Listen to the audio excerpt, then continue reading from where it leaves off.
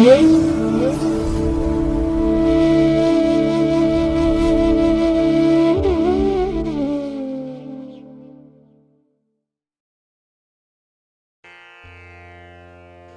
ಮಹಾಗಣಪತೇ ನಮಃ.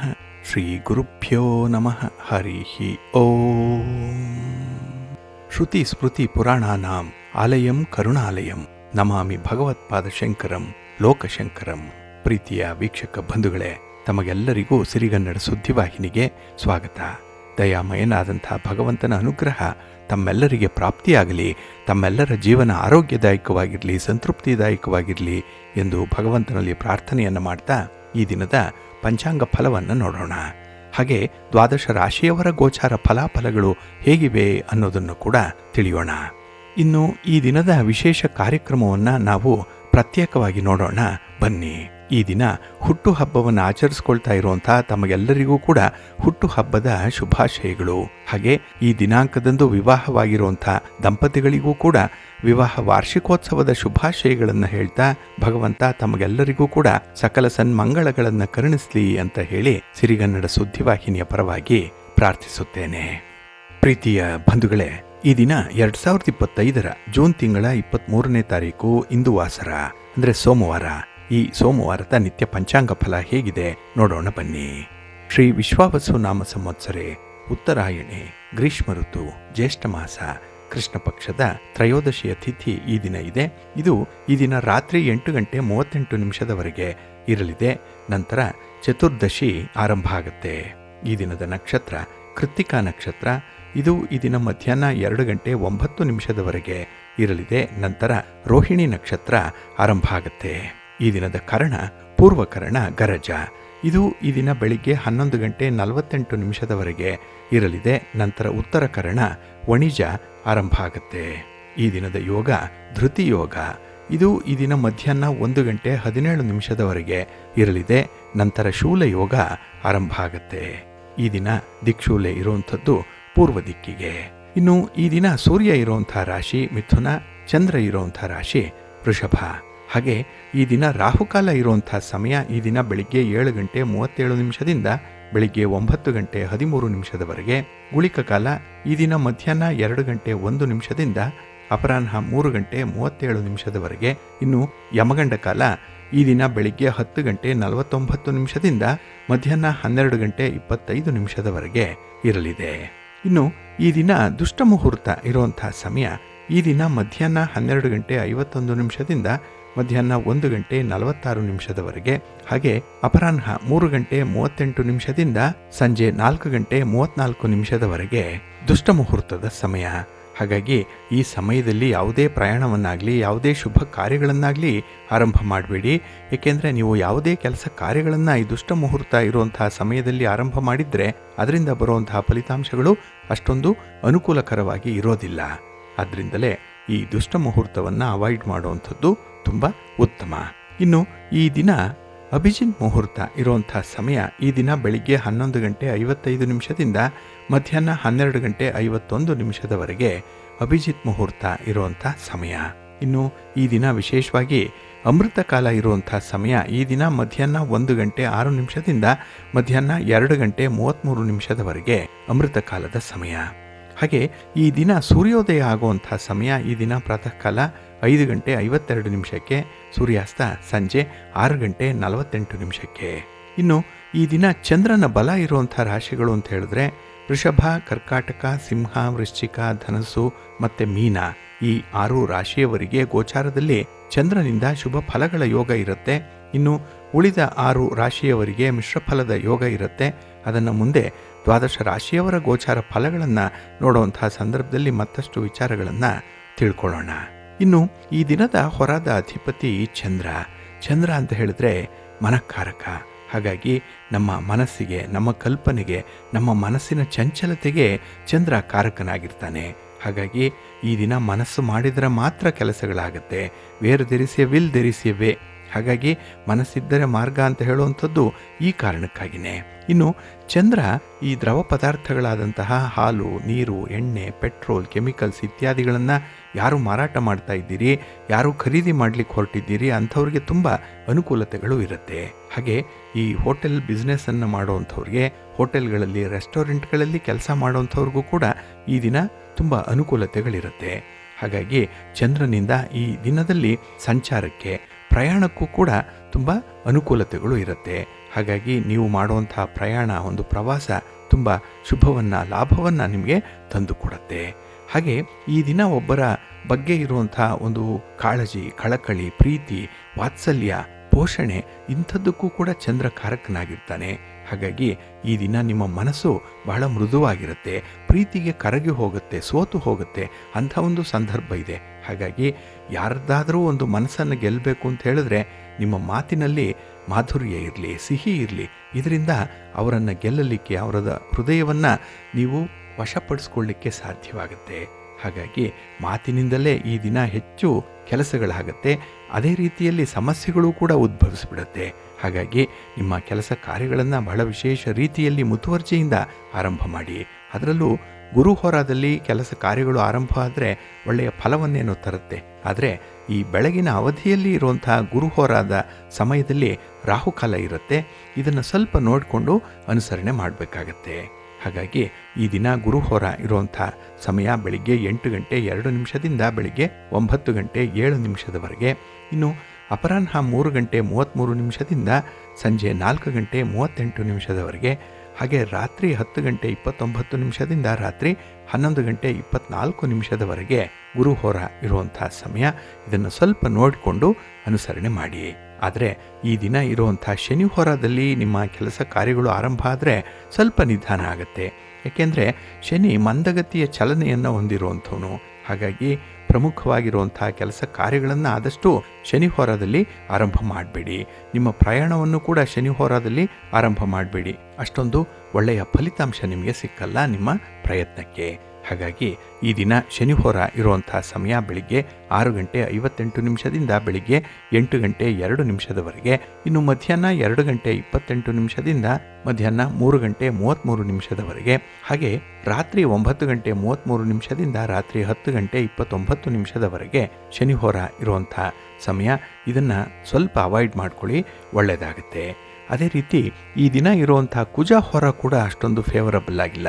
ಅದರಲ್ಲೂ ಈ ಭೂಮಿಗೆ ಸಂಬಂಧಪಟ್ಟಂಥ ವಿಚಾರಗಳು, ಮನೆ, ಸೈಟು, ಜಮೀನು ಇತ್ಯಾದಿಗಳನ್ನು ಮಾರಾಟ ಮಾಡುವಂಥವ್ರು, ಖರೀದಿ ಮಾಡುವಂಥವ್ರು ಅಥವಾ ಯಾವುದೇ ರೀತಿಯ ಅಗ್ರಿಮೆಂಟ್ಗಳನ್ನು ಮಾಡಿಕೊಳ್ಳುವಂಥವ್ರು ಆದಷ್ಟು ಕುಜ ಹೋರವನ್ನು ಅವಾಯ್ಡ್ ಮಾಡಿ.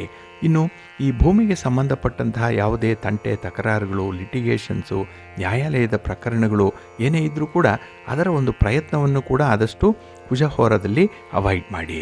ಹಾಗೆ ಈ ದಿನದಲ್ಲಿ ಒಂದು ಸ್ಪರ್ಧೆಗಾಗಲಿ ಅಥವಾ ಯಾವುದೇ ರೀತಿಯ ಕಾಂಪಿಟೇಷನ್ಗೆ, ಈ ಕಾಂಪಿಟೇಟಿವ್ ಎಕ್ಸಾಮಿನೇಷನ್ಗೆ ಅರ್ಜಿ ಹಾಕುವಂಥದ್ದು ಅಥವಾ ಆ ಸಂಬಂಧವಾಗಿ ಯಾವುದೇ ಮಾಹಿತಿಗಳನ್ನು ಕಲೆ ಹಾಕುವಂಥ ವಿಚಾರ, ಇದನ್ನು ಕೂಡ ಕುಜ ಹೋರಾದಲ್ಲಿ ಮಾಡಬೇಡಿ. ಇದು ಈ ದಿನ ಬೆಳಿಗ್ಗೆ 9 ಗಂಟೆ 7 ನಿಮಿಷದಿಂದ ಬೆಳಿಗ್ಗೆ 10 ಗಂಟೆ 11 ನಿಮಿಷದವರೆಗೆ. ಇನ್ನು ಅಪರಾಹ್ನ 4 ಗಂಟೆ 38 ನಿಮಿಷದಿಂದ ಸಂಜೆ 5 ಗಂಟೆ 42 ನಿಮಿಷದವರೆಗೆ. ಹಾಗೆ ರಾತ್ರಿ 11 ಗಂಟೆ 24 ನಿಮಿಷದಿಂದ ರಾತ್ರಿ 12 ಗಂಟೆ 20 ನಿಮಿಷದವರೆಗೆ ಕುಜ ಹೋರ ಇರುವಂಥ ಸಮಯ. ಇದನ್ನು ಸ್ವಲ್ಪ ಅವಾಯ್ಡ್ ಮಾಡ್ಕೊಳ್ಳಿ, ಒಳ್ಳೆಯದಾಗತ್ತೆ. ಹಾಗಾಗಿ ಬಂಧುಗಳೇ, ನಿಮ್ಮ ಕೆಲಸ ಕಾರ್ಯಗಳನ್ನು, ನಿಮ್ಮ ಚಟುವಟಿಕೆಗಳನ್ನು, ನಿಮ್ಮ ಪ್ರಯಾಣವನ್ನು ಆದಷ್ಟು ಶುಭ ಮುಹೂರ್ತದಲ್ಲಿ ಆರಂಭ ಮಾಡಿ. ಪ್ರತಿದಿನದ ತಿಥಿ, ವಾರ, ನಕ್ಷತ್ರ, ಯೋಗ, ಕರ್ಣ ಈ ಪಂಚ ಅಂಗಗಳನ್ನು ನೀವು ಪಠಣ ಮಾಡಿಕೊಂಡ್ರೆ ನಿಮಗೆ ಆ ದಿನದಲ್ಲಿ ಇರುವಂಥ ಮುಹೂರ್ತ ಯಾವುದಿದೆ, ಒಳ್ಳೆಯ ಸಮಯ ಯಾವುದಿದೆ, ಒಳ್ಳೆಯ ಹೊರ ಯಾವುದಿದೆ ಅನ್ನುವಂಥದ್ದು ನಿಮಗೆ ಗೊತ್ತಾಗುತ್ತೆ. ಆದರೆ ಸಿರಿಗನ್ನಡ ಸುದ್ದಿವಾಹಿನಿ ಪ್ರತಿನಿತ್ಯ ಪ್ರಸಾರ ಮಾಡುವಂಥ ಈ ಪಂಚಾಂಗದ ವಿವರಗಳನ್ನು ನೀವು ಕೇಳಿಸ್ಕೊಂಡ್ರೆ ಖಂಡಿತ ನಿಮ್ಮ ಪ್ರಯತ್ನ ಯಶಸ್ವಿಯಾಗುತ್ತೆ. ಏಕೆಂದರೆ ಆ ಸಮಯದಲ್ಲೇ ನೀವು ನಿಮ್ಮ ಚಟುವಟಿಕೆಗಳನ್ನು ಆರಂಭ ಮಾಡ್ತೀರಿ. ಇದರಿಂದ ನೀವು ನಿರೀಕ್ಷೆ ಮಾಡಿದಂತಹ ಫಲಿತಾಂಶವನ್ನು ಪಡ್ಕೊಳ್ಳಿಕ್ಕೆ ಸಾಧ್ಯವಾಗುತ್ತೆ, ಒಳ್ಳೆಯದಾಗುತ್ತೆ. ಹಾಗೆ ಬಂಧುಗಳೇ, ಈ ದಿನ ಸರ್ವಾರ್ಥ ಸಿದ್ಧಿಯೋಗ ಇರುವಂಥ ಸಂದರ್ಭ ಕೂಡ ಇದೆ. ಏಕೆಂದರೆ ಅಪರಾಹ್ನದ ನಂತರದಲ್ಲಿ ಅಂದರೆ ಮಧ್ಯಾಹ್ನದ ಮೇಲೆ ರೋಹಿಣಿ ನಕ್ಷತ್ರ ಇರುತ್ತೆ. ಸೋಮವಾರದ ದಿನ ಬಂದರೆ ಸರ್ವಾರ್ಥ ಸಿದ್ಧಿಯೋಗ ಇರುತ್ತೆ. ಹಾಗಾಗಿ ಈ ದಿನ ಮಧ್ಯಾಹ್ನ 2 ಗಂಟೆ 9 ನಿಮಿಷದಿಂದ ನಾಳೆ ಬೆಳಿಗ್ಗೆ ಸೂರ್ಯೋದಯದ ಸಮಯಕ್ಕೆ ಅಂದರೆ 5:52 ಸರ್ವಾರ್ಥ ಸಿದ್ಧಿಯೋಗ ಇರುತ್ತೆ. ಇದರ ಸದುಪಯೋಗವನ್ನು ಕೂಡ ಪಡಿಸ್ಕೊಳ್ಳಿ. ನಿಮ್ಮ ಶುಭ ಕಾರ್ಯಗಳನ್ನು ಈ ಸಂದರ್ಭದಲ್ಲಿ ಪೂರ್ವ ಸಿದ್ಧತೆಯೊಂದಿಗೆ ಆರಂಭ ಮಾಡಿ ಒಳ್ಳೆಯ ಫಲ ನಿಮಗೆ ಸಿಕ್ಕತ್ತೆ. ಪ್ರೀತಿಯ ಬಂಧುಗಳೇ, ಈ ದಿನ ಬಹಳ ವಿಶೇಷವಾಗಿರುವಂಥ ದಿನ. ಏಕೆಂದರೆ ಈ ದಿನ ಸಂಜೆಯ ಸಮಯಕ್ಕೆ ತ್ರಯೋದಶಿಯ ತಿಥಿ ಇರುತ್ತೆ. ಇಲ್ಲಿ ತ್ರಯೋದಶಿಯ ತಿಥಿ ಬಂದರೆ ಆ ಸಂದರ್ಭದಲ್ಲಿ ಪ್ರದೋಷ ವ್ರತವನ್ನು ಆಚರಣೆ ಮಾಡಬೇಕು ಅನ್ನುವಂಥದ್ದು ಇದೆ. ಇಲ್ಲಿ ಪ್ರದೋಷ ಅಂತ ಹೇಳಿದ್ರೆ ಪಾಪಗಳಿಂದ ಮುಕ್ತಿಯನ್ನು ಪಡ್ಕೊಳ್ಳುವಂತಹ ಒಂದು ವಿಶೇಷ ಪ್ರಯತ್ನ ಅದು. ಹಾಗಾಗಿ ಈ ದಿನ ಸೋಮವಾರದ ದಿನ ಪ್ರದೋಷ ಬಂದಿರೋದ್ರಿಂದ ಇದನ್ನು ಸೋಮ ಪ್ರದೋಷ ಅಂತ ಹೇಳಿ ಕರೀತಾರೆ. ಈ ದಿನ ಶಿವನನ್ನು ಆರಾಧನೆ ಮಾಡುವಂಥದ್ದು, ಶಿವನಿಗಾಗಿ ಉಪವಾಸವನ್ನು ಮಾಡುವಂಥದ್ದು, ಹಾಗೆ ಶಿವನ ಪೂಜೆಯಲ್ಲಿ ಪಾಲ್ಗೊಳ್ಳುವಂಥದ್ದು, ಬಿಲ್ವಪತ್ರೆಯನ್ನು ಈ ಪೂಜೆಗೆ ಅರ್ಪಣೆ ಮಾಡುವಂಥದ್ದು ಬಹಳ ಮುಖ್ಯ. ಇದರಿಂದ ಇಷ್ಟಾರ್ಥಗಳು ನೆರವೇರುತ್ತೆ ಅನ್ನುವಂಥ ಒಂದು ನಂಬಿಕೆ ಇದೆ. ಹಾಗೆ ಈ ಚಂದ್ರಗ್ರಹಕ್ಕೆ ಸಂಬಂಧಪಟ್ಟಂತಹ ಯಾವುದೇ ರೀತಿಯ ದೋಷಗಳಿದ್ರೂ ಕೂಡ ಅದು ನಿವಾರಣೆಯಾಗುತ್ತೆ. ಒಬ್ಬರ ಮನಸ್ಸು ಚಂಚಲವಾಗಿರುತ್ತೆ, ನಿರ್ಧಾರಗಳನ್ನು ತೆಗೆದುಕೊಳ್ಳಿಕ್ಕೆ ಸಾಧ್ಯವಾಗಲ್ಲ. ಹಾಗೆ ಬೆಳಗ್ಗೆ ಆಲೋಚನೆ ಮಾಡಿದಂತಹ, ಅದೇ ರೀತಿ ತೀರ್ಮಾನ ಮಾಡಿದಂತಹ ವಿಚಾರಗಳು ಸಂಜೆಯ ವೇಳೆಗೆ ಬದಲಾವಣೆಗೆ ಒಳಪಟ್ಬಿಡುತ್ತೆ. ಅಂದರೆ ಅವರು ಇದ್ದಕ್ಕಿದ್ದ ಹಾಗೆ ಯೂಟರ್ನ್ ಹಾಕುವಂಥದ್ದು ಕೂಡ ಇರುತ್ತೆ. ಅವರು ತೆಗೆದುಕೊಂಡಂಥ ನಿರ್ಧಾರವನ್ನೇ ಬದಲಾಯಿಸಿಬಿಡ್ತಾರೆ. ಹಾಗೆ ಅವರ ಮನಸ್ಸು ಯಾವ ರೀತಿ ಓಡುತ್ತೋ ಅದೇ ರೀತಿಯಲ್ಲಿ ಕೆಲಸಗಳು ನಡೀತಾ ಇರುತ್ತೆ. ಹಾಗಾಗಿನೇ ವಿವೇಚನೆ ಇಲ್ಲದೆ ಕೆಲಸಗಳು ನಡೆಯುವಂಥದ್ದು. ಹಾಗೆ ಮಾನಸಿಕವಾಗಿ ಅಸ್ವಸ್ಥತೆಯಿಂದ ಕೂಡಿರ್ತಾರೆ. ಅಂದರೆ ಮನಸ್ಸು ಅವರ ಸ್ಥಿಮಿತದಲ್ಲಿ ಇರಲ್ಲ. ಹಾಗಾಗಿ ಯಾವುದೋ ಅನುಮಾನ, ಯಾವುದೋ ಕನಸು ಅವರನ್ನು ಕಾಡ್ತಾ ಇರುತ್ತೆ. ಹಾಗಾಗಿನೇ ಅಂಥ ಗ್ರಹದ ದೋಷಗಳನ್ನು ನಿವಾರಣೆ ಮಾಡಿಕೊಳ್ಳಿಕ್ಕೆ ಪ್ರದೋಷದ ದಿನ ಸಂಜೆ ಶಿವನನ್ನು ಆರಾಧನೆ ಮಾಡಬೇಕು ಅನ್ನುವಂಥದ್ದಿದೆ. ಇನ್ನು ನಮ್ಮ ಧಾರ್ಮಿಕ ಗ್ರಂಥಗಳ ಪ್ರಕಾರ ಶಿವನ ಸಂಪೂರ್ಣ ಅನುಗ್ರಹವನ್ನು ಪಡ್ಕೊಳ್ಬೇಕು ಅಂತ ಹೇಳಿದ್ರೆ ಪ್ರದೋಷ ವ್ರತ ಬಹಳ ಸೂಕ್ತವಾದಂತಹ ಸಮಯ. ಬೇರೆ ದಿನಗಳಿಗಿಂತ ನೀವು ಈ ಪ್ರದೋಷ ವ್ರತದ ಸಂದರ್ಭದಲ್ಲಿ ಶಿವನನ್ನು ಆರಾಧನೆ ಮಾಡಿದ್ರೆ ಬಹಳ ಬೇಗ ಫಲಗಳು ಸಿದ್ಧಿಸತ್ತೆ ಅನ್ನುವಂಥದ್ದು ಇದೆ. ಹಾಗಾಗಿ ಈ ದಿನ ಪ್ರದೋಷ ಸಮಯದಲ್ಲಿ ಅಂದರೆ ಸೂರ್ಯ ಮುಳುಗುವಂತಹ 40 ನಿಮಿಷಗಳ ಮೊದಲು, ಸೂರ್ಯ ಮುಳುಗಿದ ನಂತರದ 40 ನಿಮಿಷಗಳ ಅವಧಿ ಏನಿದೆ, ಇದು ಪ್ರದೋಷದ ಸಮಯ. ಈ ಸಮಯದಲ್ಲಿ ನೀವು ಶಿವನನ್ನು ಆರಾಧನೆ ಮಾಡಿದ್ರೆ, ಶಿವನ ದರ್ಶನವನ್ನು ಮಾಡಿದ್ರೆ ಬಹಳ ವಿಶೇಷ ಫಲಗಳು ಸಿಕ್ಕತ್ತೆ. ಅದರಲ್ಲೂ ಈ ಸೋಮ ಪ್ರದೋಷ ತುಂಬ ವಿಶೇಷವಾಗಿರುವಂಥದ್ದು. ಯಾಕೆಂದರೆ ಇಲ್ಲಿ ಸೋಮ ಅಂತ ಹೇಳಿದ್ರೆ ಚಂದ್ರ, ಶಿವ ಚಂದ್ರನನ್ನೇ ತನ್ನ ಮುಡಿಯಲ್ಲಿ ಧರಿಸ್ಕೊಂಡಿರುವಂಥವನು. ಹಾಗಾಗಿನೇ ಈ ಶಿವನ ದರ್ಶನವನ್ನು ಮಾಡಿದ್ರೆ ಈ ದಿನ ಚಂದ್ರನ ದರ್ಶನವನ್ನು ಮಾಡಿದಂತಾಗುತ್ತೆ.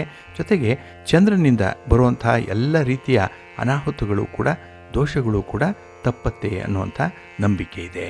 ಆದ್ದರಿಂದಲೇ ಈ ಒಂದು ಸೋಮ ಪ್ರದೋಷದ ವ್ರತವನ್ನು ಮಾಡಿದ್ರೆ ನೀವು ಇಡೀ ವರ್ಷದಲ್ಲೇ ಈ ಪ್ರದೋಷ ವ್ರತವನ್ನು ಮಾಡಿದಂತಹ ಒಂದು ಫಲ ನಿಮಗೆ ಪ್ರಾಪ್ತಿಯಾಗುತ್ತೆ. ಹಾಗಾಗಿ ಈ ದಿನ ಪರಶಿವನ ದರ್ಶನವನ್ನು ಮಾಡಿ. ಹಾಗೆ ನಿಮಗೆ ಕಳೆದು ಹೋಗಿರುವಂತಹ ಸಂಪತ್ತಾಗಲಿ, ಬರಬೇಕಾಗಿರುವಂತಹ ಹಣ ಆಗಲಿ ನಿಮಗೆ ಲಭ್ಯವಾಗುತ್ತೆ.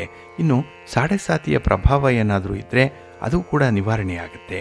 ಇನ್ನು ಬಹಳ ವಿಶೇಷತೆ ಅಂತ ಹೇಳಿದ್ರೆ ನಿಮ್ಮ ವ್ಯಾಪಾರ ವ್ಯವಹಾರಗಳಲ್ಲಿ ತುಂಬ ಅಭಿವೃದ್ಧಿಯನ್ನು ಕಾಣಲಿಕ್ಕೆ ಸಾಧ್ಯವಾಗುತ್ತೆ.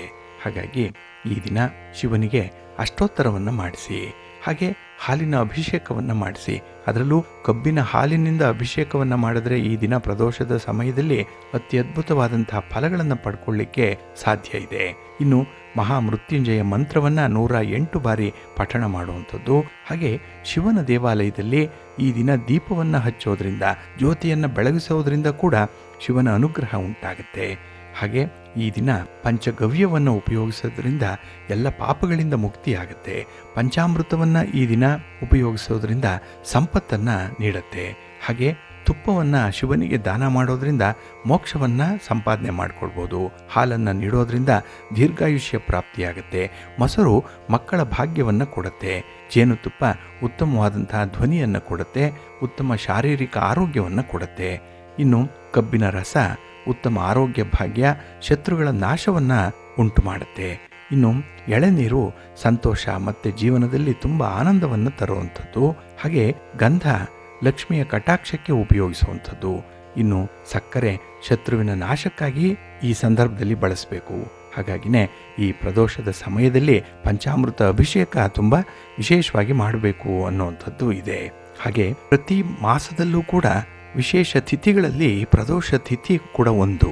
ಈ ಪ್ರದೋಷ ತಿಥಿ ಶುಕ್ಲ ಪಕ್ಷದಲ್ಲಿ ಮತ್ತು ಕೃಷ್ಣ ಪಕ್ಷದಲ್ಲಿ ಹೀಗೆ ಪ್ರತಿ ತಿಂಗಳಿಗೆ 2 ಬಾರಿ ಬರುತ್ತೆ ಈ ತ್ರಯೋದಶಿಯ ಸಂದರ್ಭದಲ್ಲಿ. ಹಾಗಾಗಿ ಯಾವುದೇ ಪಕ್ಷದ ಸೂರ್ಯಾಸ್ತದ ಸಮಯದಲ್ಲಿ ತ್ರಯೋದಶಿ ತಿಥಿ ಇರುತ್ತೋ ಆ ಒಂದು ಸಮಯವನ್ನೇ ಪ್ರದೋಷ ಸಮಯ ಅಂತ ಹೇಳಿ ಕರೀತಾರೆ. ಇದೇ ಪ್ರದೋಷ ಕಾಲ. ಇದನ್ನೇ ಕೆಲವರು ಪ್ರದೋಷ ತಿಥಿ ಅಂತ ಹೇಳಿ ಕರೆಯುವಂಥದ್ದು ಇದೆ.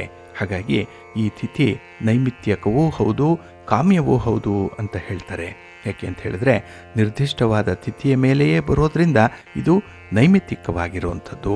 ಹಾಗೆ ನಿರ್ದಿಷ್ಟವಾದ ಉದ್ದೇಶವನ್ನು ಇದು ಹೊಂದಿರುವಂಥದ್ದು. ಇಚ್ಛೆಯನ್ನು ಈಡೇರಿಸುವ ಸಲುವಾಗಿ ಇದನ್ನು ವ್ರತ ಅಂತ ಹೇಳಿ ನಾವು ಆಚರಣೆ ಮಾಡುವಂಥದ್ರಿಂದ ಇದು ಕಾಮ್ಯವೂ ಹೌದು ಅನ್ನುವಂಥ ಒಂದು ಉಲ್ಲೇಖ ಇದೆ. ಹಾಗಾಗಿ ಇದು ಯಾವುದೇ ಪ್ರಕಾರ ಇರಲಿ, ಸೂರ್ಯಾಸ್ತದ ಸಮಯದಲ್ಲಿ ತ್ರಯೋದಶಿ ತಿಥಿ ಇದ್ದ ದಿನ ನಾವು ಪ್ರದೋಷ ವ್ರತವನ್ನು ಕೈಗೊಳ್ಳಬೇಕು ಅನ್ನುವಂಥದ್ದಿದೆ. ಇಲ್ಲಿ ಪ್ರದೋಷ ವ್ರತ ಇದು ಶಿವಾವೃತ, ಇದು ಅಂದರೆ ಶಿವನ ಪೂಜಾ ವ್ರತ ಇದು. ಹಾಗಾಗಿ ಈ ದಿನವೇ ಸೂರ್ಯೋದಯದಿಂದ ಉಪವಾಸ ಇರುವಂಥವರು ಇದ್ದಾರೆ. ಹಾಗೆ ಫಲಹಾರವನ್ನು ಮಾಡಿ ಪ್ರದೋಷಣ ಸಮಯದಲ್ಲಿ ಶಿವಪೂಜೆಯನ್ನು ಮಾಡಿ ನೈವೇದ್ಯವನ್ನು ಮಾಡಿ ಅದನ್ನೇ ಪ್ರಸಾದ ರೂಪವಾಗಿ ಸ್ವೀಕಾರ ಮಾಡುವಂಥದ್ದು ಕೂಡ ಇದೆ. ಹಾಗಾಗಿನೇ ಈ ದಿನ ಇರುವಂತಹ ಸೋಮ ಪ್ರದೋಷ ಏನಿದೆ ಇದು ಅತ್ಯಂತ ಉತ್ತಮವಾಗಿರುವಂಥ ಪ್ರದೋಷ. ಅದರಲ್ಲೂ ಯಾರಿಗೆ ಆರೋಗ್ಯದಲ್ಲಿ ಸುಧಾರಣೆ ಆಗಬೇಕು, ಉತ್ತಮ ಆರೋಗ್ಯವನ್ನ ಪಡ್ಕೊಳ್ಬೇಕು ಅಂಥವರು ಈ ದಿನ ಪ್ರದೋಷ ಸಮಯದಲ್ಲಿ ಶಿವನ ದರ್ಶನವನ್ನು ಮಾಡಬೇಕು. ಹಾಗೆ ಆಧ್ಯಾತ್ಮಿಕ ಪ್ರಗತಿಯನ್ನು ಹೊಂದಲಿಕ್ಕೆ, ಕುಲದೇವರ ಅನುಗ್ರಹವನ್ನು ಪಡ್ಕೊಳ್ಳಿಕ್ಕೂ ಕೂಡ ಈ ಸೋಮ ಪ್ರದೋಷ ಸೂಕ್ತವಾಗಿ ಇರುವಂಥದ್ದು. ಇಲ್ಲಿ ಪ್ರದೋಷ ವ್ರತವನ್ನ ನಾವು ಒಂದು ನಿರ್ದಿಷ್ಟ ಅವಧಿಯವರೆಗೆ ಮಾಡಿದ್ರೆ ಖಂಡಿತ ಉತ್ತಮ ಫಲಗಳು ಸಿಕ್ಕತ್ತೆ. ಅಂದರೆ ಯಾವುದೇ ಒಂದು ಪ್ರದೋಷದ ವ್ರತವನ್ನ 3 ವರ್ಷಗಳವರೆಗೆ ಇಲ್ಲ 12 ವರ್ಷಗಳವರೆಗೆ ಪ್ರತಿನಿತ್ಯ ಅಂದರೆ ಪ್ರತಿ ತ್ರಯೋದಶಿಯ ಸಂದರ್ಭದಲ್ಲಿ ಮಾಡಬೇಕು. ನಂತರ ಅದನ್ನು ಉದ್ಯಾಪನೆ ಮಾಡಬೇಕು. ಇದರಿಂದ ಆ ವ್ರತದ ಫಲ ಪ್ರಾಪ್ತಿಯಾಗತ್ತೆ ಅನ್ನುವಂಥ ಉಲ್ಲೇಖ ಇದೆ. ಹಾಗಾಗಿನೇ ಈ ದಿನ ಉಪವಾಸ ವ್ರತವನ್ನ ಮಾಡುವಂಥವರು ಉಪವಾಸ ಮಾಡುವಂಥ ಸಂಕಲ್ಪವನ್ನ ಮಾಡಿಕೊಳ್ಳಿ. ಹಾಗೆ ಬೆಳಗ್ಗೆ ಶಿವಸ್ತೋತ್ರವನ್ನ ಹೇಳ್ಕೊಳ್ಳುವಂಥದ್ದು, ಶಿವನ ಪರಿವಾರ ದೇವತೆಗಳನ್ನು ಪ್ರಾರ್ಥನೆ ಮಾಡಿಕೊಳ್ಳುವಂಥದ್ದನ್ನು ಮಾಡಿ, ಇನ್ನು ಸೂರ್ಯಾಸ್ತದ ಸಮಯಕ್ಕೆ ಶಿವಾಲಯಕ್ಕೆ ಹೋಗಿ ಶಿವನ ದರ್ಶನ ಮಾಡಿ ಪ್ರದೋಷ ಪೂಜೆಯಲ್ಲಿ ನೀವು ಕೂಡ ಪಾಲ್ಗೊಳ್ಳುವಂಥದ್ದನ್ನ ಮಾಡಿ.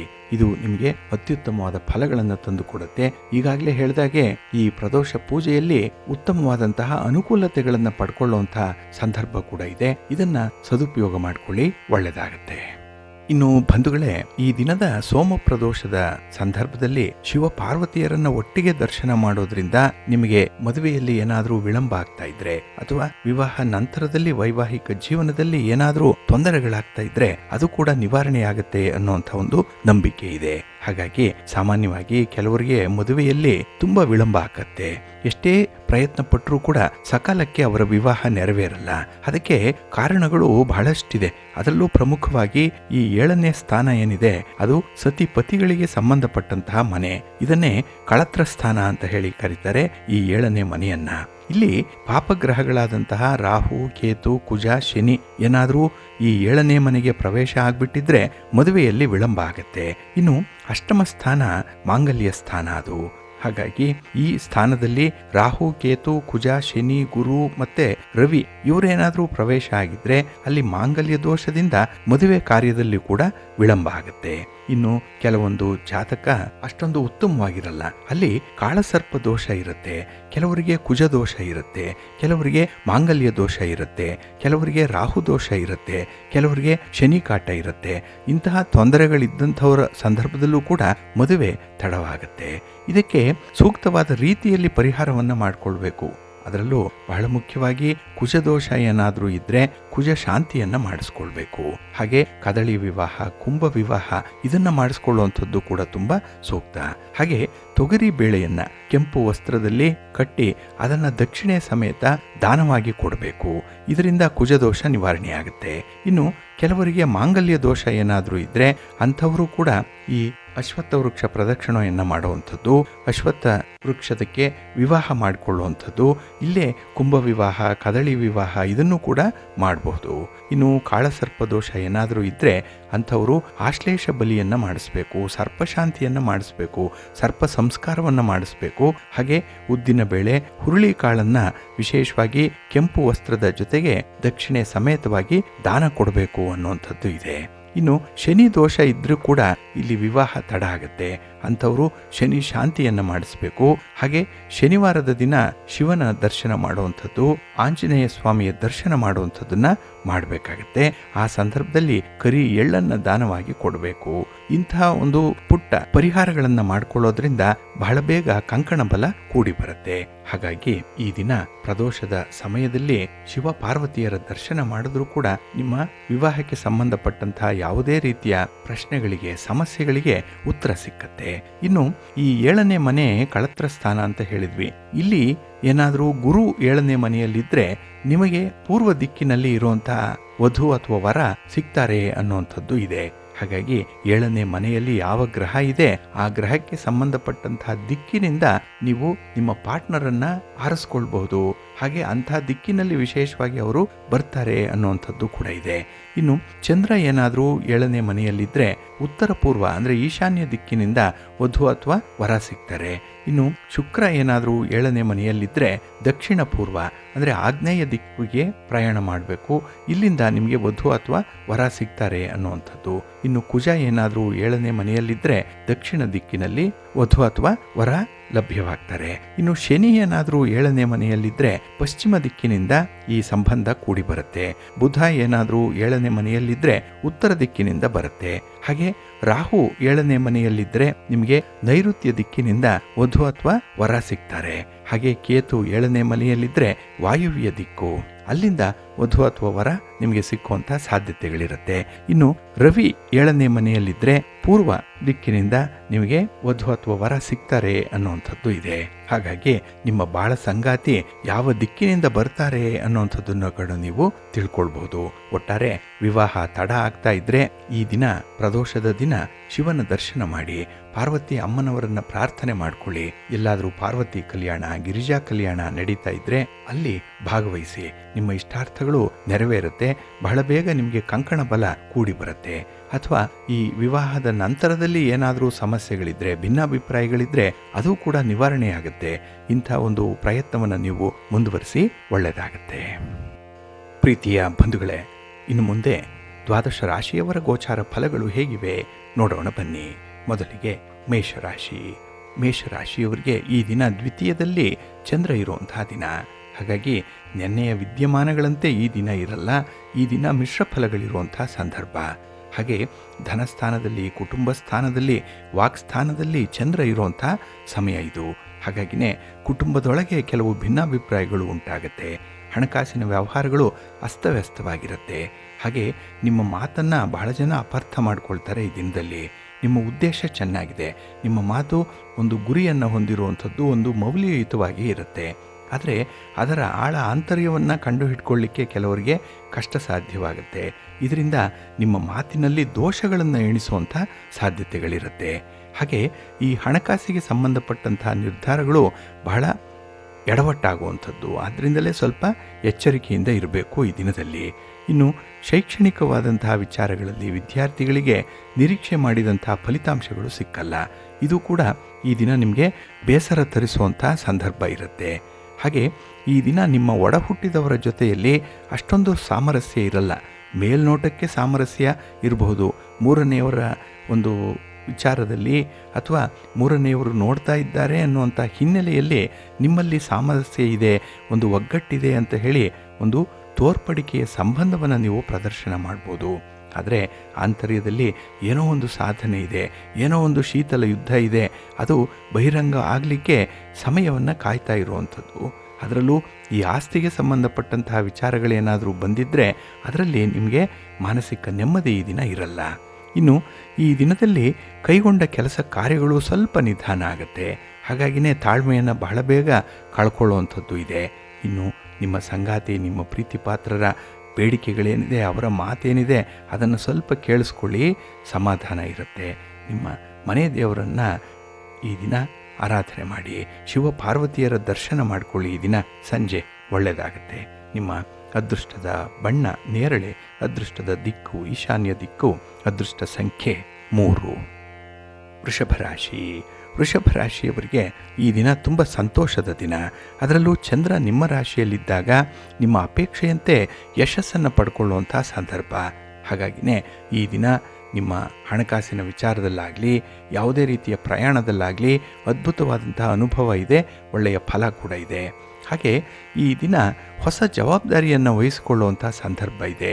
ಅದರಲ್ಲಿ ಬಹಳ ಬೇಗ ಉತ್ಸಾಹದಿಂದ ಕೆಲಸವನ್ನು ಮಾಡುವಂಥದ್ದು, ಹಾಗೆ ನಿಮ್ಮ ಒಂದು ಶಾಂತಿ, ಸಂಯಮ, ಒಂದು ಕೆಲಸ ಕಾರ್ಯದಲ್ಲಿ ಇರುವಂಥ ಗುರಿ, ನಿಮ್ಮ ಒಂದು ಪ್ರತಿಭೆ, ಇದನ್ನೆಲ್ಲವನ್ನು ಕೂಡ ಬಹಳ ಅಚ್ಚುಕಟ್ಟಾಗಿ ಕಾಯ್ದುಕೊಳ್ಳುವಂಥ ಎಲ್ಲ ಲಕ್ಷಣಗಳು ಕೂಡ ಕಾಣಿಸ್ತಾ ಇದೆ. ಹಾಗಾಗಿನೇ ಈ ದಿನ ಸಮಯಕ್ಕೆ ಸರಿಯಾಗಿ ಕೆಲಸಗಳಾಗುತ್ತೆ. ಅದು ನಿಮಗೆ ಒಂದು ಸಾಮಾಜಿಕ ಸ್ಥಾನಮಾನವನ್ನು, ಒಂದು ಒಳ್ಳೆಯ ಪ್ರತಿಷ್ಠೆಯನ್ನು ತಂದುಕೊಡುತ್ತೆ. ಹಾಗೆ ಈ ದಿನ ವ್ಯಾಪಾರದಲ್ಲಿ ಹಣದ ಒಳಹರಿವು ಹೆಚ್ಚಾಗಿರುತ್ತೆ. ಅಂದರೆ ಹೊಸ ಮಾರ್ಗಗಳು ಈ ದಿನ ನಿಮಗೆ ಗೊತ್ತಾಗುವಂಥದ್ದು, ಹಾಗೆ ಆ ತೆರೆದುಕೊಳ್ಳುವಂಥ ಮಾರ್ಗದಲ್ಲೇ ತುಂಬ ಪ್ರಯತ್ನಗಳನ್ನು ಮಾಡುವಂಥದ್ದು ಇದೆ. ತುಂಬ ಅಡ್ವೆಂಚರಸ್ ಆಗಿರ್ತೀರಿ ಈ ದಿನದಲ್ಲಿ. ಹಾಗೆ ಈ ದಿನದ ಪ್ರಯಾಣ, ಸಂಚಾರ, ವಾಹನ ನಿಮಗೆ ಅನುಕೂಲತೆಯನ್ನು ತರುತ್ತೆ. ಇನ್ನು ಆತ್ಮೀಯ ಸ್ನೇಹಿತರಿಂದ ಆರ್ಥಿಕ ಸಹಾಯ ಸಿಕ್ಕುವಂಥದ್ದು ಕೂಡ ಇರುತ್ತೆ. ವ್ಯಾಪಾರ ವ್ಯವಹಾರಗಳಿಗೆ ಒಂದು ಹೊಸ ತಿರುವು ಸಿಕ್ಕತ್ತೆ, ಹೊಸ ಹೂಡಿಕೆಗಳು ಆಗುವಂಥದ್ದು, ಹೊಸ ವಿಚಾರಗಳು ಚರ್ಚೆಗೆ ಬರುವಂಥದ್ದು ಕೂಡ ಇದೆ. ಒಟ್ಟಾರೆ ಈ ದಿನ ನಿಮ್ಮ ಯಾವುದೇ ಸಮಸ್ಯೆಗಳಿದ್ದರೂ ಕೂಡ ಈ ಹಣಕಾಸಿಗೆ ಸಂಬಂಧಪಟ್ಟಂತೆ, ವ್ಯಾಪಾರಕ್ಕೆ ಸಂಬಂಧಪಟ್ಟಂತೆ ಅದನ್ನು ಇತ್ಯರ್ಥಪಡಿಸ್ಕೊಳ್ಳುವಂಥ ಅವಕಾಶಗಳು ತುಂಬ ಇದೆ. ಹಾಗೆ ಉದ್ಯೋಗ ಕ್ಷೇತ್ರದಲ್ಲೂ ಕೂಡ ಅಧಿಕಾರಿಗಳಿಂದ ಬೆಂಬಲ ಇದೆ. ಇದರಿಂದ ಈ ದಿನ ನಿಮಗೆ ಸ್ವಲ್ಪ ಮಟ್ಟಿಗೆ ಸಮಾಧಾನ ಇದೆ. ಒಂದು ಸೆಕ್ಯೂರಿಟಿ ಫೀಲಿಂಗ್ ಈ ದಿನ ನಿಮಗೆ ತುಂಬ ಇರುತ್ತೆ. ನಿಮ್ಮ ಮನೆ ದೇವರನ್ನು ಸ್ಮರಣೆ ಮಾಡ್ತಾ ಇರಿ, ಗಣಪತಿಯನ್ನು ಆರಾಧನೆ ಮಾಡಿ, ಶಿವನ ಪರಿವಾರ ದೇವತೆಗಳನ್ನು ಪ್ರಾರ್ಥನೆ ಮಾಡ್ತಾ ಇರಿ, ಒಳ್ಳೆಯದಾಗುತ್ತೆ. ನಿಮ್ಮ ಅದೃಷ್ಟದ ಬಣ್ಣ ಗುಲಾಬಿ, ಅದೃಷ್ಟದ ದಿಕ್ಕು ಉತ್ತರ ದಿಕ್ಕು, ಅದೃಷ್ಟ ಸಂಖ್ಯೆ 1. ಮಿಥುನ ರಾಶಿ. ಮಿಥುನ ರಾಶಿಯವರಿಗೆ ಈ ದಿನ ಮಿಶ್ರ ಫಲಗಳಿರುವಂಥ ದಿನ. ಏಕೆಂದರೆ ವ್ಯಯಸ್ಥಾನದಲ್ಲಿ ಚಂದ್ರ ಇದ್ದಾನೆ. 12ನೇ ಮನೆಯಲ್ಲಿ ಚಂದ್ರ ಇದ್ದಾಗ ನಿಮಗೆ ಮಾನಸಿಕವಾಗಿ ಸ್ವಲ್ಪ ತೊಳಲಾಟ ಇರುತ್ತೆ. ಎಲ್ಲೋ ಒಂದು ಕಡೆ ಆಗುವಂತಹ ಕೆಲಸ ಕಾರ್ಯಗಳಿಗೆ ಅಡ್ಡಿ ಆತಂಕಗಳು ಜಾಸ್ತಿ ಇರುತ್ತೆ. ಕೈಗೆ ಬಂದ ತುತ್ತು ಬಾಯಿಗೆವರೆಗೆ ಬರಲ್ಲ. ಇದರಿಂದ ನಿಮಗೆ ತೀವ್ರ ಅಸಮಾಧಾನ ಇರುತ್ತೆ. ಇನ್ನು ಈ ದಿನ ನಿಮ್ಮ ಮಾತಿನಲ್ಲಿ ಸ್ವಲ್ಪ ಆಕ್ರೋಶ ಎದ್ದು ಕಾಣಿಸುತ್ತೆ. ಎಲ್ಲೋ ಒಂದು ಕಡೆ ಡ್ಯಾಶಿಂಗ್ ನೇಚರ್ ಇರುವಂಥದ್ದು, ಅಗ್ರೆಸಿವ್ ನೇಚರ್ ಇರುವಂಥದ್ದು. ಇದರಿಂದ ನಿಮ್ಮ ಸಹೋದ್ಯೋಗಿಗಳಾಗಲಿ, ನಿಮ್ಮ ಮೇಲಧಿಕಾರಿಗಳಾಗಲಿ, ಅಥವಾ ನಿಮ್ಮ ಕುಟುಂಬದ ಸದಸ್ಯರಿಗೆ ಆಗಲಿ ಸ್ವಲ್ಪ ನಿಮ್ಮ ನಡತೆಯಲ್ಲಿ ಏನೋ ವ್ಯತ್ಯಾಸ ಆಗ್ತಾ ಇದೆ ಅನ್ನೋವಂಥ ಒಂದು ಭಾವನೆ ಬರುತ್ತೆ. ಹಾಗಾಗಿ ಅವರಿಂದ ನಿಮಗೆ ಬರಬೇಕಾದಂಥ ಸಹಾಯ ಸಹಕಾರಗಳು ಕೂಡ ಸಮಯಕ್ಕೆ ಸರಿಯಾಗಿ ಒದಗಿ ಬರಲ್ಲ. ಹಾಗಾಗಿ ಜನರೇ ಈ ದಿನ ನಿಮ್ಮನ್ನು ದೂರ ಇಡುವಂಥ ಸಂದರ್ಭ ಬಂದ್ಬಿಡ್ಬೋದು. ಹಾಗಾಗಿ ಸ್ವಲ್ಪ ಹೊಂದಾಣಿಕೆಯಿಂದ, ಸ್ವಲ್ಪ ಸಹಮತದಿಂದ ಹೋಗುವಂಥದ್ದು ತುಂಬ ಉತ್ತಮ. ಇನ್ನು ಈ ದಿನ ನೀವು ಮಾಡುವಂಥ ಪ್ರಯಾಣ ವ್ಯರ್ಥ ಪ್ರಯಾಣ ಆಗುತ್ತೆ. ಹಾಗೆ ಒಂದು ಗುರಿ ಇಲ್ಲ, ಉದ್ದೇಶ ಇಲ್ಲ, ಯಾವ ಕೆಲಸ ಹೇಗೆ ಮಾಡಬೇಕು ಅನ್ನೋಂಥದ್ರ ಅರಿವು ಕಡಿಮೆ ಇರುವಂಥದ್ದು. ಈ ಹಿನ್ನೆಲೆಯಲ್ಲಿ ನೀವು ಕೈಗೊಳ್ಳುವಂತಹ ಕೆಲಸ ಕಾರ್ಯಗಳಿಂದ ಸ್ವಲ್ಪ ನಷ್ಟದ ಬಾಬ್ತು ಜಾಸ್ತಿ ಇರುತ್ತೆ. ಹಾಗೆ ಕೆಲವು ಪ್ರಮುಖವಾದಂತಹ ವಿಚಾರಗಳನ್ನು ಈ ದಿನ ನೀವು ಗಮನಿಸೋದೇ ಇಲ್ಲ, ಅದರ ಬಗ್ಗೆ ಆಲೋಚನೆ ಇಲ್ಲ, ಅದರ ಬಗ್ಗೆ ಒಂದು ಪ್ರಯತ್ನ ಇಲ್ಲ. ಇದರಿಂದ ಕುಟುಂಬ ಸದಸ್ಯರ ಮೂದಲಿಕೆಗೆ ನೀವು ಒಳಗಾಗುವಂಥ ಸಾಧ್ಯತೆಗಳು ಜಾಸ್ತಿ ಇರುತ್ತೆ. ಇನ್ನು ಈ ದಿನ ವ್ಯಾಪಾರ ವ್ಯವಹಾರಗಳಲ್ಲಿ ಸ್ವಲ್ಪ ಹತಾಶೆ ಉಂಟಾಗುವಂಥದ್ದಿರುತ್ತೆ. ಸ್ವಲ್ಪ ಎಚ್ಚರಿಕೆಯಿಂದ ಮುಂದುವರಿರಿ. ಅನುಕೂಲತೆಗಳು ಇರುವಂಥ ಒಂದು ಕಡೆ ಏನಿದೆ, ಸ್ಥಳ ಏನಿದೆ, ವ್ಯಕ್ತಿಗಳು ಯಾರಿದ್ದಾರೆ ಅಂಥವ್ರ ಜೊತೆಯಲ್ಲಿ ಈ ದಿನ ಸ್ವಲ್ಪ ಹೊಂದಾಣಿಕೆಯಿಂದ ನಡೀರಿ, ಒಳ್ಳೆಯದಾಗುತ್ತೆ. ನಿಮ್ಮ ಮನೆ ದೇವರನ್ನು ಸ್ಮರಣೆ ಮಾಡ್ತಾ ಇರಿ. ಹಾಗೆ ವಿಷ್ಣು ಸ್ತೋತ್ರವನ್ನು ಹೇಳ್ಕೊಳ್ಳಿ, ವಿಷ್ಣು ಸಹಸ್ರನಾಮ ಹೇಳ್ಕೊಳ್ಳಿ, ಒಳ್ಳೆಯದಾಗುತ್ತೆ. ನಿಮ್ಮ ಅದೃಷ್ಟದ ಬಣ್ಣ ಬಿಳುಪು, ಅದೃಷ್ಟದ ದಿಕ್ಕು ಈಶಾನ್ಯ ದಿಕ್ಕು, ಅದೃಷ್ಟ ಸಂಖ್ಯೆ 2. ಕರ್ಕಾಟಕ ರಾಶಿ. ಕರ್ಕಾಟಕ ರಾಶಿಯವರಿಗೆ ಈ ದಿನ ಲಾಭಸ್ಥಾನದಲ್ಲಿ ಚಂದ್ರ ಇದ್ದಾನೆ. 11ನೇ ಮನೆ. ಬಹಳ ವಿಶೇಷವಾಗಿ ನಿಮಗೆ ಶುಭ ಫಲಗಳು ಸಿಕ್ಕುವಂಥ ಸಂದರ್ಭ ಇದೆ.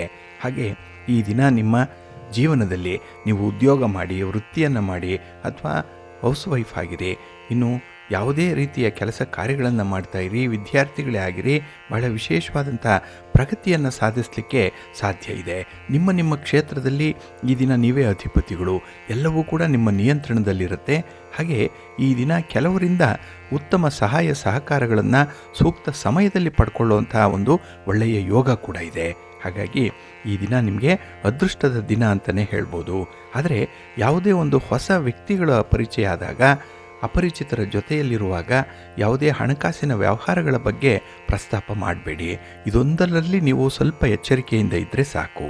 ಇನ್ನು ಈ ದಿನದಲ್ಲಿ ಬಂಧುಗಳ ಜೊತೆಯಲ್ಲಿ, ಮಿತ್ರರ ಜೊತೆಯಲ್ಲಿ ನಿಮ್ಮ ಕಷ್ಟ ಸುಖಗಳನ್ನು ವಿಚಾರ ವಿನಿಮಯ ಮಾಡಿಕೊಳ್ಳುವಂಥ ಒಂದು ಒಳ್ಳೆಯ ವೇದಿಕೆ ಕೂಡ ನಿಮಗೆ ಸಿಕ್ಕತ್ತೆ. ಹಾಗೆ ಪರಿಸ್ಥಿತಿಯನ್ನು ಬಹಳ ಚೆನ್ನಾಗಿ ಅರ್ಥ ಮಾಡ್ಕೊಳ್ತೀರಿ. ಹಾಗಾಗಿ ಯಾವ ಸನ್ನಿವೇಶದಲ್ಲಿ ಹೇಗೆ ಇರಬೇಕು, ಯಾವ ರೀತಿಯಲ್ಲಿ ಅಡಾಪ್ಟಬಿಲಿಟಿ ಇರಬೇಕು, ಇದರ ಬಗ್ಗೆ ಬಹಳ ಚೆನ್ನಾಗಿದೆ. ನಿಮ್ಮ ಕೌಶಲ್ಯ, ನಿಮ್ಮ ಪ್ರತಿಭೆ ಈ ದಿನ ಉತ್ತಮ ರೀತಿಯಲ್ಲಿ ಸಾಬೀತಾಗುತ್ತೆ. ಹಾಗಾಗಿ ನಿಮ್ಮ ಒಂದು ಕೈಚಳಕವನ್ನು ತೋರಿಸಲಿಕ್ಕೆ, ನಿಮ್ಮ ಕೌಶಲ್ಯವನ್ನು ತೋರಿಸಲಿಕ್ಕೆ ಅವಕಾಶಗಳಿದೆ. ಇದನ್ನು ಬಳಸ್ಕೊಳ್ಳಿ. ಹಾಗೆ ಗುರಿ ಎಷ್ಟೇ ಹತ್ತಿರ ಇದ್ದರೂ ಕೂಡ ನೀವು ಯಾಮಾರಬಾರ್ದು. ನಿಮ್ಮ ಈ ಹಿತಶತ್ರುಗಳಿಂದ ಡಿವಿಯೇಟ್ ಆಗಬಾರ್ದು, ಅಂದರೆ ಈ ಹಿಡಿದಿರುವಂಥ ದಾರಿಯನ್ನು ಬಿಡಬಾರ್ದು. ಹಾಗಾಗಿ ತೆಗೆದುಕೊಂಡಂಥ ನಿರ್ಧಾರಕ್ಕೆ ಈ ದಿನ ನೀವು ಬದ್ಧರಾಗಿರಿ, ಒಳ್ಳೆಯದಾಗತ್ತೆ. ನಿಮ್ಮ ಮನೆ ದೇವರನ್ನು ಸ್ಮರಣೆ ಮಾಡ್ತಾಯಿರಿ. ಶ್ರೀ ಲಕ್ಷ್ಮೀ ಸಹಸ್ರನಾಮ ಸ್ತೋತ್ರವನ್ನು ಹೇಳ್ಕೊಳ್ಳಿ. ಮಹಾಲಕ್ಷ್ಮಿಯನ್ನು ಆರಾಧನೆ ಮಾಡಿ, ಒಳ್ಳೆಯದಾಗತ್ತೆ. ನಿಮ್ಮ ಅದೃಷ್ಟದ ಬಣ್ಣ ಕೆಂಪು, ಅದೃಷ್ಟದ ದಿಕ್ಕು ಈಶಾನ್ಯ ದಿಕ್ಕು, ಅದೃಷ್ಟ ಸಂಖ್ಯೆ 1. ಸಿಂಹರಾಶಿ. ಸಿಂಹರಾಶಿಯವರಿಗೆ ಈ ದಿನ ಉದ್ಯೋಗ ಸ್ಥಾನದಲ್ಲಿ ಚಂದ್ರ ಇರುವಂಥ ದಿನ. 10ನೇ ಮನೆಯಲ್ಲಿ ಚಂದ್ರ ಅಂದರೆ ನಿಮ್ಮ ಕೆಲಸ ಕಾರ್ಯಗಳು ಬಹಳ ಸರಾಗವಾಗಿ ನಡೆಯುತ್ತೆ. ಹಾಗೆ ಕುಟುಂಬ ಜೀವನದಲ್ಲೂ ಕೂಡ ಸಂತೋಷ ಇದೆ. ಏನೋ ಒಂದು ಭಿನ್ನಾಭಿಪ್ರಾಯ, ಮನಸ್ತಾಪಗಳಿದ್ದರೆ ಅದು ಕೂಡ ತಿಳಿಯಾಗುವಂಥ ಸಂದರ್ಭ. ಹಾಗಾಗಿ ಮನಸ್ಸಿಗೆ ಸಂತೋಷ ಇದ್ದಾಗ ನೀವು ಒಂದಲ್ಲ 2 ಕೆಲಸಗಳನ್ನು ಮಾಡುವಷ್ಟು ಒಂದು ಉತ್ಸಾಹ ಇರುತ್ತೆ, ಸಾಮರ್ಥ್ಯ ಇರುತ್ತೆ. ಹಾಗಾಗಿ ನಿಮಗೆ ಒಂದು ಎನರ್ಜಿ ಎಲ್ಲಿಂದ ಬರುತ್ತೆ, ಮೋಟಿವೇಶನ್ ಎಲ್ಲಿಂದ ಬರುತ್ತೆ ಅಂತ ಹೇಳಿದ್ರೆ ಮನಸ್ಸು ಸಮಾಧಾನವಾಗಿದ್ದಾಗ. ಹಾಗಾಗಿ ಈ ದಿನ ಏನನ್ನಾದರೂ ಸಾಧನೆ ಮಾಡಲಿಕ್ಕೆ ಅವಕಾಶಗಳಿದೆ. ಹಾಗಾಗಿ ನಿಮ್ಮ ಒಂದು ಶಕ್ತಿ ಸಾಮರ್ಥ್ಯಗಳನ್ನು, ನಿಮ್ಮ ಪ್ರತಿಭೆಯನ್ನು ಒಳ್ಳೆಯದಕ್ಕೆ ಬಳಸ್ಕೊಳ್ಳಿ, ಚಾನಲೈಸ್ ಮಾಡಿಕೊಳ್ಳಿ, ಒಳ್ಳೆಯದಾಗತ್ತೆ. ಹಾಗೆ ಈ ದಿನ ಆತ್ಮವಿಶ್ವಾಸ ತುಂಬ ಇದೆ. ಹಾಗಾಗಿಯೇ ನಿಮ್ಮ ಕಾರ್ಯಗಳಲ್ಲಿ ಇದ್ದಂತಹ ಅಡೆತಡೆಗಳು ನಿವಾರಣೆಯಾಗುತ್ತೆ. ಹಾಗಾಗಿ ನಿಮಗೆ ಯಾರಿಂದ ಲಾಭ ಇದೆ, ಯಾರಿಂದ ಅನಾನುಕೂಲ ಇದೆ, ಇದರ ಒಂದು ಲೆಕ್ಕಾಚಾರ ಈ ದಿನ ಬಹಳ ಚೆನ್ನಾಗಿ ನಿಮಗೆ ಗೊತ್ತಾಗುತ್ತೆ. ಹಾಗೆ ಯೋಜಿತ ಕಾರ್ಯಗಳನ್ನು ಸಕಾಲದಲ್ಲಿ ಪೂರ್ಣಗೊಳಿಸುವಂಥ ಒಂದು ಪ್ರಯತ್ನ ಕೂಡ ಆಗತ್ತೆ. ವ್ಯಾಪಾರ ವ್ಯವಹಾರಗಳಲ್ಲಿ ತುಂಬ ಉತ್ಸಾಹದಿಂದ ಮುನ್ನಡೆಯುವಂಥದ್ದು ಕೂಡ ಇದೆ. ಇನ್ನು ವಿಶೇಷತೆ ಅಂತ ಹೇಳಿದ್ರೆ ನಿಮ್ಮ ಪ್ರೀತಿ ಪಾತ್ರರು, ನಿಮ್ಮ ಪ್ರೀತಿಯ ಜೀವನ, ವೈವಾಹಿಕ ಜೀವನ ಬಹಳ ಚೆನ್ನಾಗಿರುತ್ತೆ. ತುಂಬ ಅಂಡರ್ಸ್ಟ್ಯಾಂಡಿಂಗ್ ಅನ್ನುವಂಥದ್ದು ಇದೆ. ಹಾಗೆ ಪ್ರಮುಖ ಮಾಹಿತಿಗಳನ್ನು ಈ ದಿನ ಪಡ್ಕೊಳ್ಳುವಂಥದ್ದು ಇದೆ. ದಾಖಲೆ ಪತ್ರಗಳನ್ನು ಪಡ್ಕೊಳ್ತೀರಿ. ಅದೇ ರೀತಿಯಲ್ಲಿ ಈ ಸರ್ಕಾರಿ ಇಲಾಖೆಗಳಲ್ಲಿ ಎಲ್ಲಾದರೂ ಕೆಲಸಗಳು ಪೆಂಡಿಂಗ್ ಇದ್ದರೆ ಅದನ್ನು ಫಾಲೋ ಅಪ್ ಮಾಡುವಂಥ ವಿಚಾರ, ಅದರಲ್ಲೂ ಕೂಡ ಉತ್ತಮ ಫಲ ನಿಮಗೆ ಸಿಕ್ಕತ್ತೆ. ಗಣಪತಿಯನ್ನು ಆರಾಧನೆ ಮಾಡಿ, ಶಿವನ ಪರಿವಾರ ದೇವತೆಗಳನ್ನು ಪ್ರಾರ್ಥನೆ ಮಾಡಿಕೊಳ್ಳಿ, ಒಳ್ಳೆಯದಾಗತ್ತೆ. ನಿಮ್ಮ ಅದೃಷ್ಟದ ಬಣ್ಣ ನೇರಳೆ, ಅದೃಷ್ಟದ ದಿಕ್ಕು ಈಶಾನ್ಯ ದಿಕ್ಕು, ಅದೃಷ್ಟ ಸಂಖ್ಯೆ 1. ಕನ್ಯಾರಾಶಿ. ಕನ್ಯಾರಾಶಿಯವರಿಗೆ ಈ ದಿನ ಮಿಶ್ರ ಫಲಗಳಿರುವಂಥ ದಿನ. ಹಾಗಾಗಿಯೇ ನಿಮ್ಮ ಕೆಲಸ ಕಾರ್ಯಗಳಲ್ಲಿ ಈ ದಿನ ನೀವು ಗುರಿ ಸಾಧಿಸುವಂಥ ದಾರಿಯಲ್ಲಿ ಪಟ್ಟು ಹಿಡಿದು ಸಾಗುವಂಥ ಸಂದರ್ಭವನ್ನು ಉಪಯೋಗಿಸ್ಕೊಳ್ಬೇಕಾಗತ್ತೆ. ಹಾಗಾಗಿ ನಿರ್ಧಾರಗಳನ್ನು ಪದೇ ಪದೇ ಬದಲಾಯಿಸೋದ್ರಿಂದ ನಿಮ್ಮ ಒಂದು ಮನಸ್ಥಿತಿ ಕೂಡ ತುಂಬ ವೀಕ್ ಆಗುತ್ತೆ. ಹಾಗಾಗಿ ಧೈರ್ಯದಿಂದ, ಆತ್ಮವಿಶ್ವಾಸದಿಂದ ಮುನ್ನಡೆಯುವಂಥ ಒಂದು ಸಿದ್ಧಿಯನ್ನು ನೀವು ಈ ದಿನ ರೂಢಿಸ್ಕೊಳ್ಬೇಕಾಗತ್ತೆ.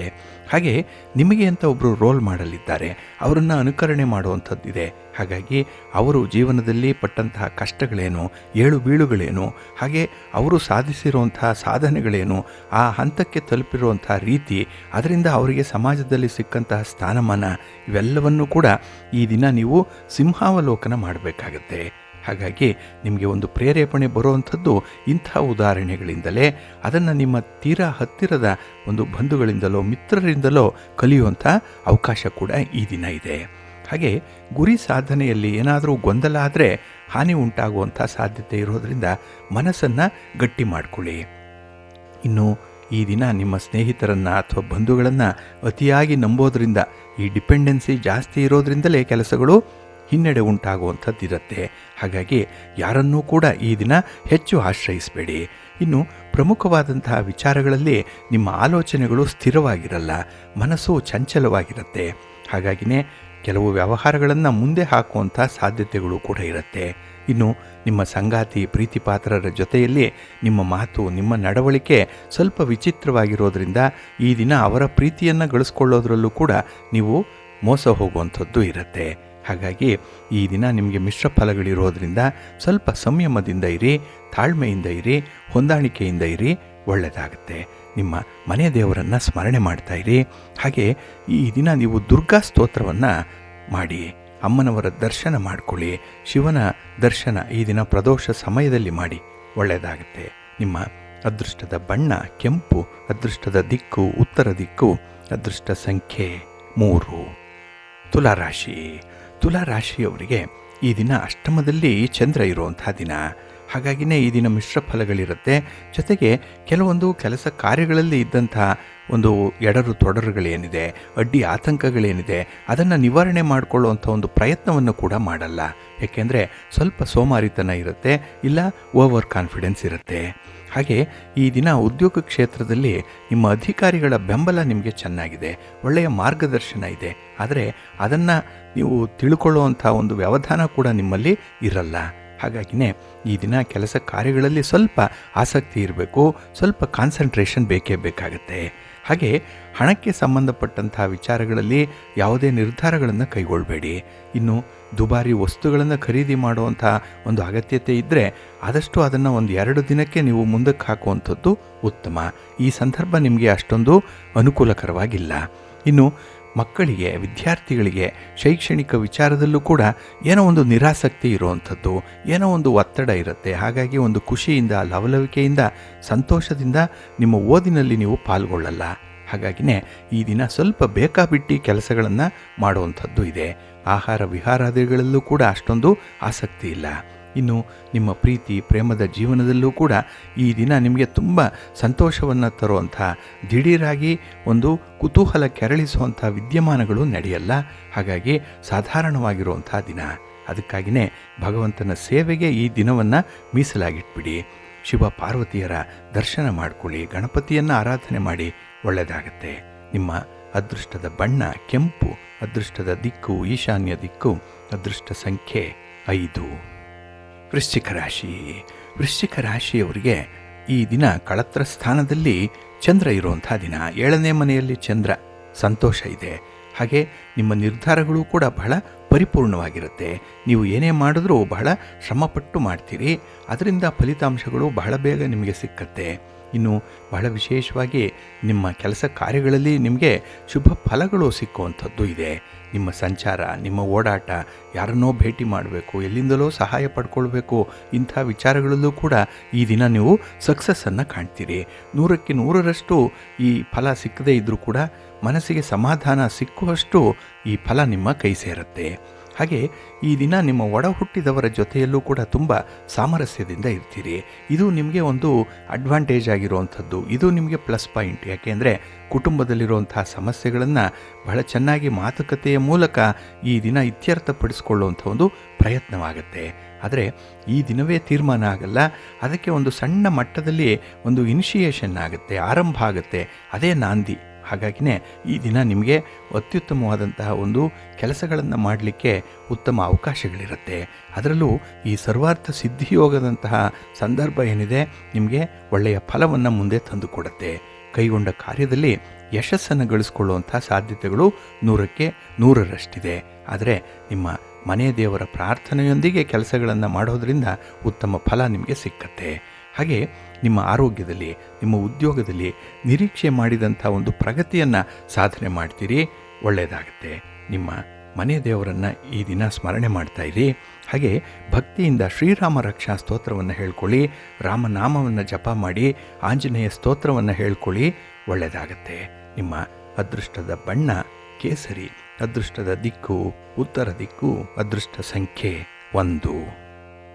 ಧನುರಾಶಿ. ಧನುರಾಶಿಯವರಿಗೆ ಈ ದಿನ ಷಷ್ಠದಲ್ಲಿ ಚಂದ್ರ ಇರುವಂಥ ದಿನ. 6ರಲ್ಲಿ ಚಂದ್ರ, ಮನಸ್ಸಿಗೆ ಸಮಾಧಾನ. ಹಾಗೆ ಹೊಸ ಆದಾಯದ ಮೂಲಗಳಿಂದ ಈ ದಿನ ಆರ್ಥಿಕ ಲಾಭವನ್ನು ಪಡ್ಕೊಳ್ಳುವಂಥದ್ದು ಇದೆ.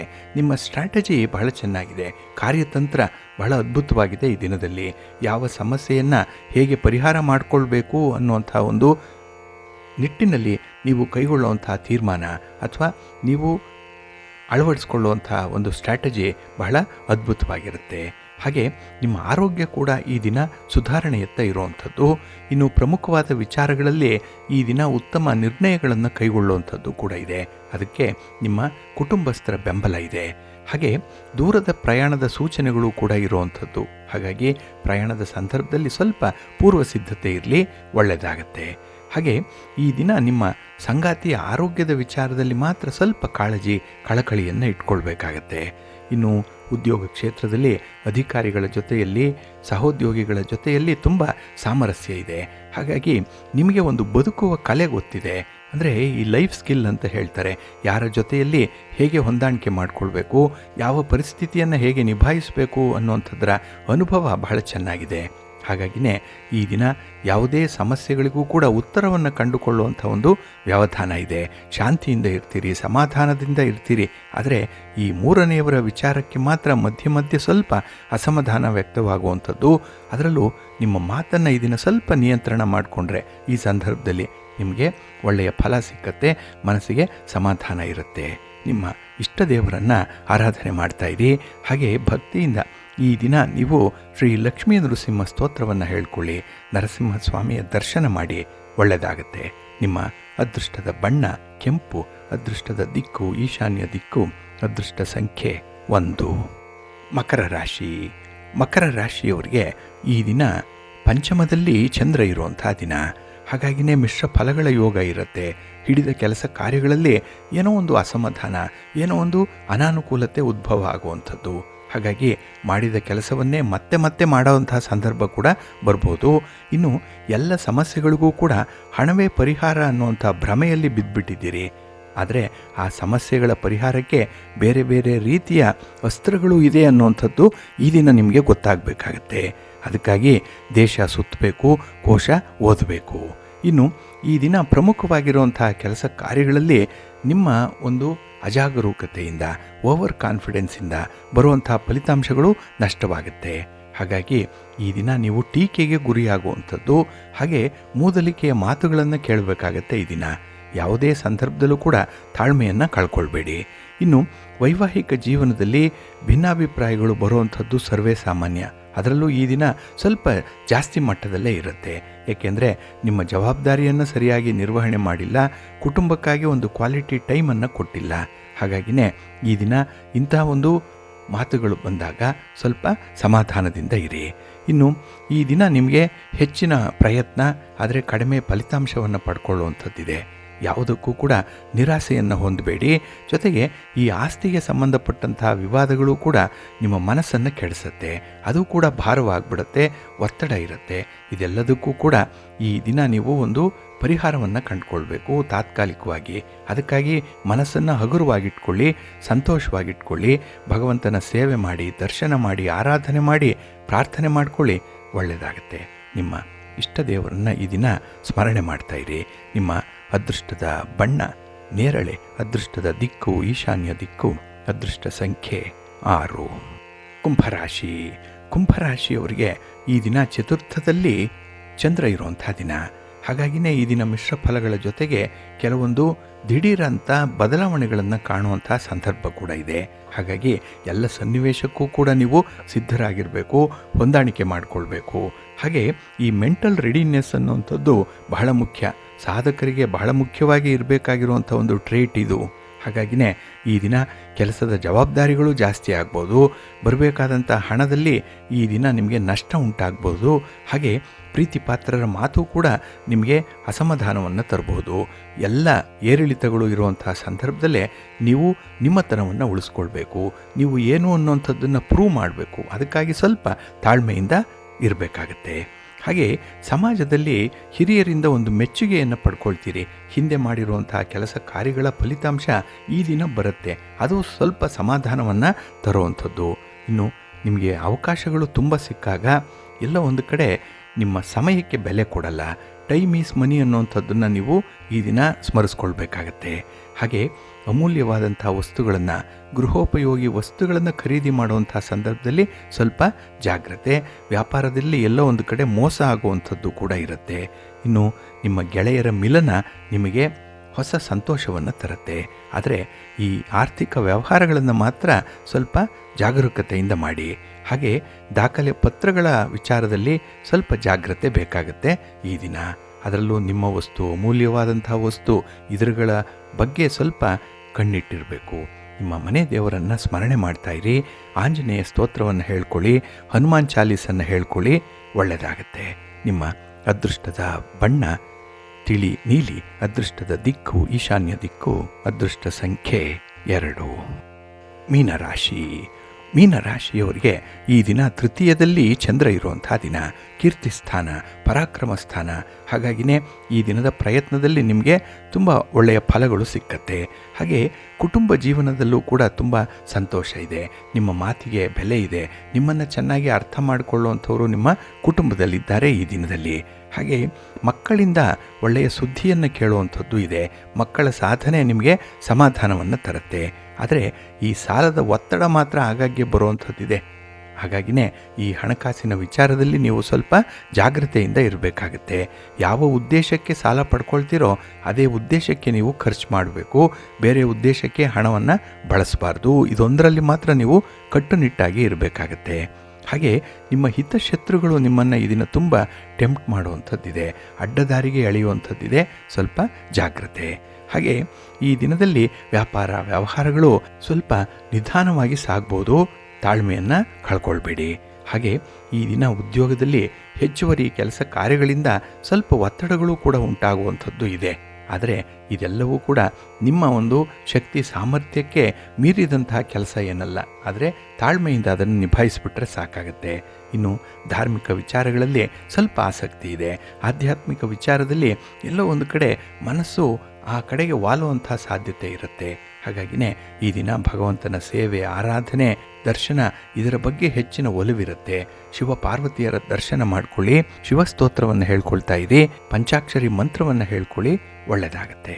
ನಿಮ್ಮ ಅದೃಷ್ಟದ ಬಣ್ಣ ಗುಲಾಬಿ, ಅದೃಷ್ಟದ ದಿಕ್ಕು ಈಶಾನ್ಯ ದಿಕ್ಕು, ಅದೃಷ್ಟ ಸಂಖ್ಯೆ 1.